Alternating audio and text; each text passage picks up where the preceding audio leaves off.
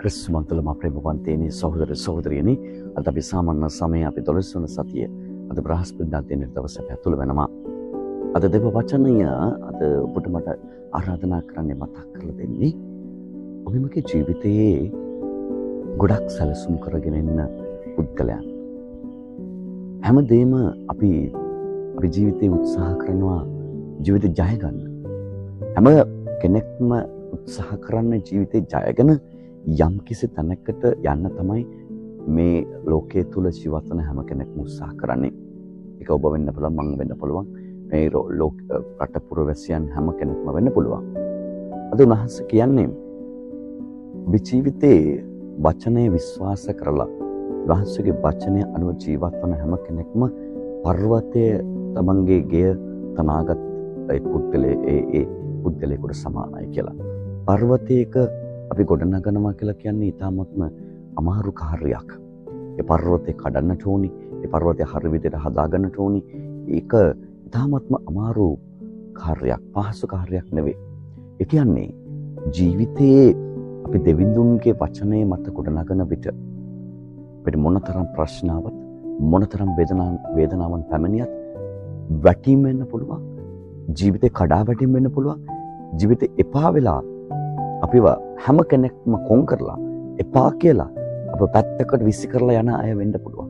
මේ හැම දේ තුලින්ම අර පර්වතයට මොනතරම් බාධකාවක් ඒ ගෙය කඩාගෙන වැටෙන්නේ නැහැ.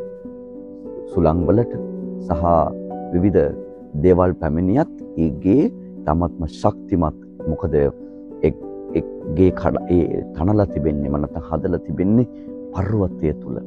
ඒක නිසා අද ඔබට මට මේ අපේ ජීවිතේ අපි කඩා වැටීම් සිදු වෙන්නේ අපේ ජීවිතේ දෙවිඳුන් තුල අපේ ජීවිතේ කොට නගාගෙන නැහැ. අපි බාහිර දේවල් තුල පමණ අපේ ජීවිතේ කොට නගාගෙන තිබෙන්නේ. ඒ නිසා තමයි අපිට ප්‍රශ්නයක් එනකොට අපිට වේදනාවන් පැමිණෙන විට අපේ ජීවිතේ මොනවද කරන්න ඕන කියලා අපිට හිතා ගන්න බැරි වෙලාවල් පැමිණෙනකොට අපේ ජීවිතේ කඩාගෙන වැටෙනවා. ඒ පෞල් ජීවිතය තුළ සමාන වෙන්න පුළුවන්. ඒ වගේම අපේ ක්‍රියාකාරකම් තුළ වෙන්න පුළුවන්. ඒ වගේම ආධ්‍යාත්මික පැත්ත වෙන්න පුළුවන්, අධ්‍යාපන පැත්ත වෙන්න පුළුවන්, ආර්ථික පැත්ත වෙන්න පුළුවන්.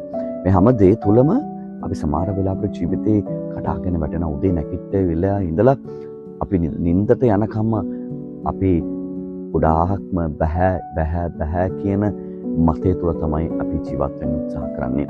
අපේ බවන්තේනි දෙවිඳුන් තුළ ජීවිතේ ගොඩනගන විට, දේව වචනය තුළ ගොඩනගන විට අපේ ජීවිතේ කවදාවත් කඩාගෙන වැටෙන්නේ නැහැ. ඊපස්සේ කඩාගෙන වැටෙන්න ඉඩ දෙන්නේ නැහැ. අන්න ඒ විශ්වාසය අද දවස තුළ අපි ජීවිතය තුළ ගොඩනගා ගන්නට උත්සාහ කරමු. ස්වාමිනී කියනවට වඩා ගොඩක් අය ස්වාමිනී කියාගෙන නිකම් බාහිරින් දෙවිඳුන් අදහනවා කියලා ඉන්න පුද්ගලයන් වුණ තරම් ඉන්නවා. මුත් ඇතුළාන්තයේ හිස් භාවයක් තුළ තමයි හිස් භාවයක් වුන් තුළ අපිට දැක ගන්නට පුළුවන්. මුත් ඒ හැම කෙනෙකුටම වඩා දෙවිඳුන් එක්ක පමණක් සම්බන්ධතාවය තිබෙන අය ගොඩක් අය ඉනවා. එයාට පුදුමාකාර ශක්තියක් ලැබෙලා තිබෙනවා ස්වාමීන් වහන්සේ එක්ක ගමන් කරන්න. ඒ වරප්‍රසාද දවසේ අපි උන්වහන්සේගේ මෙල්ලලා යාඥා කරමු.